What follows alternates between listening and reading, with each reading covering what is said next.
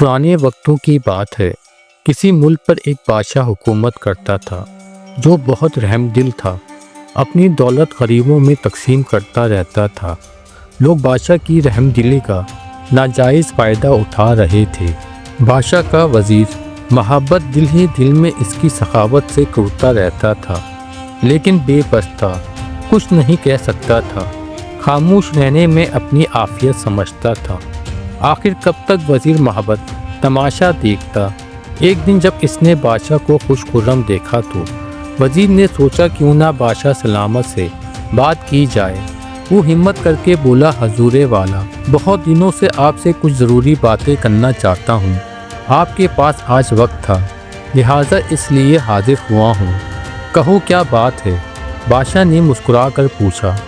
حضور والا، آپ بہت رحم دل سخی اور ہر ایک پر اپنی شفقت کا سایہ رکھتے ہیں، لیکن اس ملک کے لوگ اس بات کا ناجائز فائدہ اٹھا رہے ہیں۔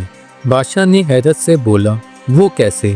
وزیر نے کہا، حضور، میں نے محسوس کیا ہے کچھ لوگ بلا ضرورت بھی آپ کے پاس ضرورت مند بن کر آ جاتے ہیں اور رقم لے جاتے ہیں۔ بادشاہ نے کہا، لیکن ظاہر تو ہوتا ہے جیسے بہت پریشان اور مفلوک حال ہیں۔ وزیر نے کہا، بادشاہ سلامت، یہی تو ڈھنگ ہوتا ہے ان کے مانگنے کا۔ اب اگر وہ آپ کے پاس اچھا لباس پہن کر اور خوش و خرم چہرہ لے کر آئیں تو آپ یقین کریں گے کہ یہ لوگ ضرورت مند ہیں۔ نہیں، بادشاہ نے جواب دیا، حقیقت میں جو لوگ مستحق ہیں وہ آپ کے پاس آ ہی نہیں رہے ہیں اور نہ ہی کسی سے سوال کرتے ہیں، یہاں تک کہ فاقے ہی میں سو جاتے ہیں۔ وزیر نے کہا، ہمیں اس کا ثبوت چاہیے۔ بادشاہ نے جواب طلب نگاہوں سے وزیر کی طرف دیکھتے ہوئے کہا۔ وزیر خاموش ہو گیا۔ اس وقت ثبوت تو موجود نہیں تھا۔ خیر، بات ختم ہو گئی۔ بادشاہ کے معمول میں کوئی فرق نہیں آیا۔ وہ ہر روز محل میں آنے والے ضرورت مندوں کی ضرورتیں پوری کرتا رہا۔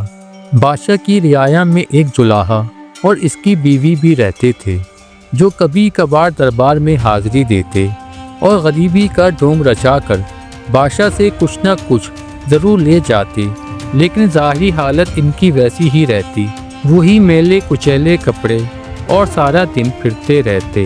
ہاں، ایک بات ضرور تھی کہ ان کی صحت بہت ہی اچھی تھی۔ وزیر بھی ان کی عادات کو پہچان گیا تھا۔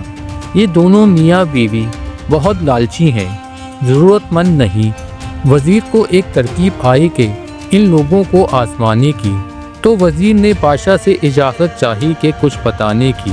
بادشاہ نے کہا، ہاں اجازت ہے، فوراً بتاؤ۔ وزیر نے کہا، یہ جو آپ کے پاس اکثر جولاہا اور اس کی بیوی آتے رہتے ہیں، ضرورت مند نہیں بلکہ لالچی ہیں۔ آپ انہیں آزمائیے۔ کیسے آزمایا جائے؟ بادشاہ نے پوچھا۔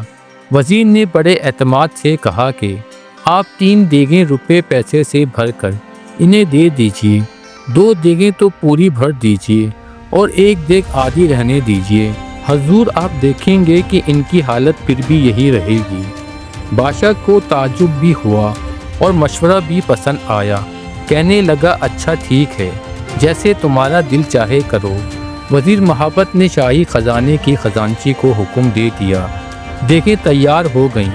بادشاہ نے جولاہا اور اس کی بیوی کو بلوایا اور تینوں دیگیں ان کے حوالے کر دی اور کہا، تم دونوں میاں بیوی اس دولت سے اپنے حالات درست کرو۔ جولاہا اور اس کی بیوی کا خوشی کے مارے برا حال تھا۔ دونوں بادشاہ کو دعائیں دیتے ہوئے چلے گئے۔ دوسرے ہی روز وزیر محبت نے دونوں کی نگرانی پر کچھ لوگ مقرر کر دیے تاکہ ان کے معمول کا پتہ چلتا رہے۔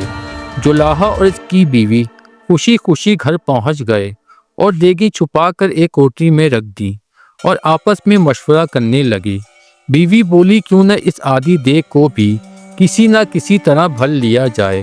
جولاہے نے بھی بیوی کی ہاں میں ہاں ملائی اور دونوں پہلے سے بھی برے حال میں رہنے لگے۔ ہر وقت انہیں ایک ہی دھن رہتی تھی کہ کسی طرح یہ دیگ بھی بھر جائے، مگر دیگ بہت بڑی تھی، اتنی آسانی سے کیسے بھرتی؟ دونوں فاقے کاٹنے لگے، جو بھی کماتے اس دیگ میں ڈال دیتے۔ کچھ ہی دنوں میں دونوں سوکھ کر کانٹا ہو گئے۔ وزیر محبت کو تمام حالات کا علم تھا۔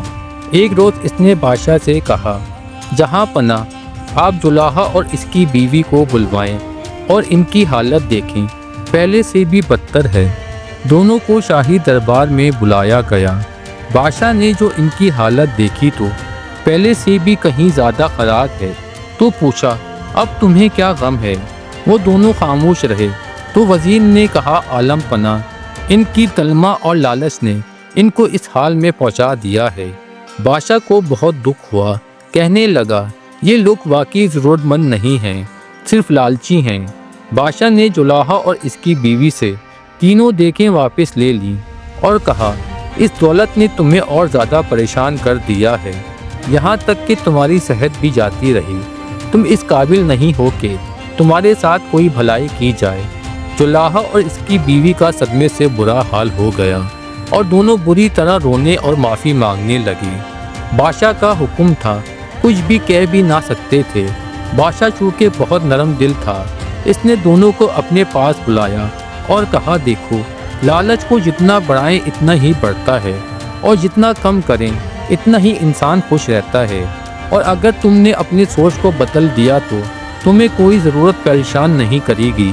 انسان کو چاہیے کہ اپنی ہاتھ سے کمائی دولت پر ہی فخر کرے اور خوش رہے۔ اس کے بعد وزیر نے بادشاہ سے کہا حضور، اب میں آپ کو وہ لوگ بھی دکھاؤں گا جو واقعی ضرورت مند ہیں لیکن کسی کے آگے ہاتھ نہیں پھیلاتے۔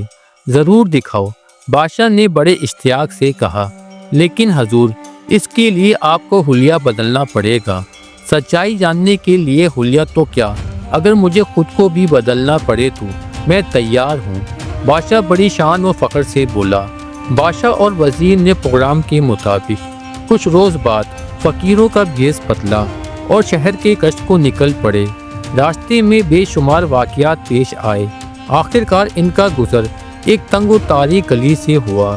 ایک بوسیدہ سے مکان پر دونوں رک گئے اور صدا لگائی کہ کوئی ہے جو ہماری مدد کرے، ہم لوگ مسافر ہیں اور بہت دور سے چل کر آ رہے ہیں اور بے سر و سامان ہیں۔ تھوڑی دیر بعد دروازہ کھلا اور پھٹے پرانے کپڑوں میں لپٹی ایک لڑکی نے پوچھا بابا آپ لوگ کون ہیں؟ ہم آپ کے لیے کیا مدد کر سکتے ہیں؟ دونوں سچ مچ بہت تھکے ہوئے تھے۔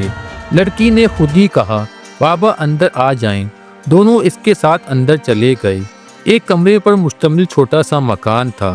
دو ٹوٹی ہوئی چارپائیاں پڑی تھیں، زمین پر رنگ برنگ کاغذ ہی کاغذ بکھرے پڑے تھے۔ دو لڑکیاں اور ایک عورت بیٹھی کاغذوں کے پھول اور ہار بنا رہی تھیں۔ لڑکی نے بادشاہ اور وزیر کو جو فقیر بنے ہوئے تھے پانی پلایا اور دال روٹی لا کر آگے رکھ دی اور کہا اس وقت یہی حاضر ہے۔ دونوں نے تھوڑا سا کھانا کھایا۔ پھر بادشاہ نے پوچھا آپ لوگ یہ پھول اور ہار کیوں بنا رہے ہیں؟ عورت نے جواب دیا بھائی صاحب یہ ہماری روزی ہے، میرے شوہر کا انتقال ہو چکا ہے، 3 بیٹیاں ہیں اور ہم مل کر تمام دن یہ پھول اور ہار بناتی ہیں، ان سے جو آمدنی ہوتی ہے اسی سے گزارا کرتے ہیں۔ خدا کا بڑا شکر ہے، سنا ہے یہاں کا بادشاہ رحم دل اور سخی ہے، آپ لوگ ان سے مدد کیوں نہیں مانگتے؟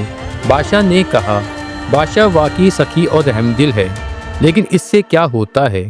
ہم لوگ فقیر تھوڑی ہیں جو جا کر اس سے بھیک مانگیں۔ جوان بچیاں ہیں، ان کی شادی بیاہ بھی کرنا ہے، گھر کی بات ہے، اگر ایک مرتبہ باہر نکل جائے تو پھر عزت واپس نہیں آتی۔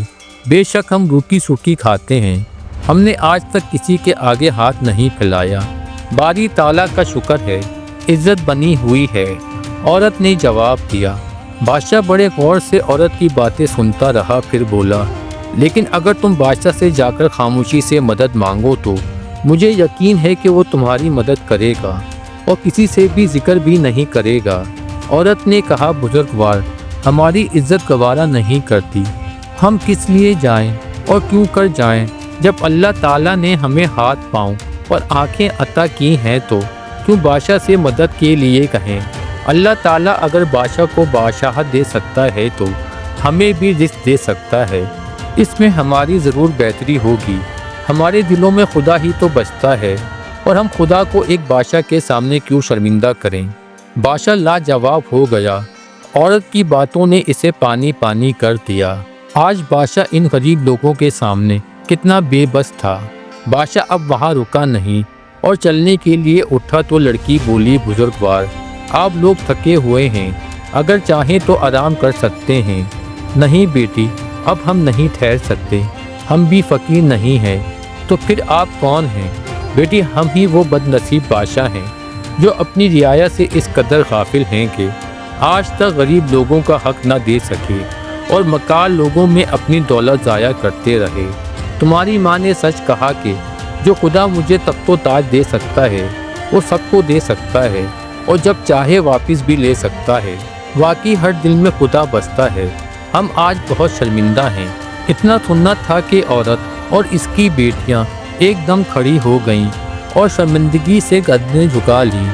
बादशाह बोला, आपको नादाम होने की ज़रूरत नहीं है, आपने तो मुझे सीधा रास्ता दिखाया है, मुझे आप पर फ़ख्र है। ये कहकर बेटियों के सरों पर शफ़क़त से हाथ फेरा और रुखसत हो गए। वापस आकर खुदा के आगे सजदे में गिर गया और देर तक रोता रहा। फिर वज़ीर से मशवरा करके अपनों दोनों बेटों की शादी इस औरत की 2 बेटियों से कर दी और वो सब हंसी खुशी रहने लगे। प्यारे दोस्तों, अगर आपको ये वीडियो पसंद आई तो मेरे चैनल को लाइक करें, शेयर करें और सब्सक्राइब करें।